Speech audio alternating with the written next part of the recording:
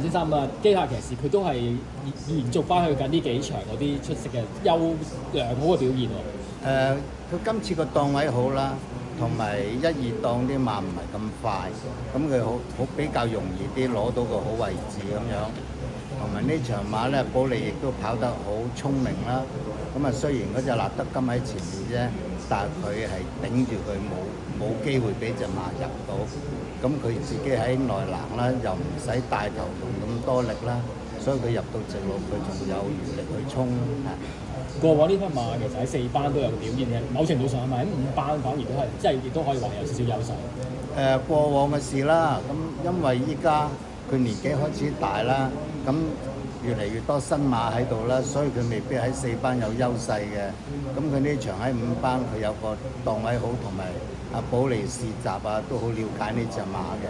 咁啊，同埋今次都係重新啦，佢個檔位係幫到好多，同埋有7磅減。再一次恭喜晒文先生，恭喜晒，thank you。多謝。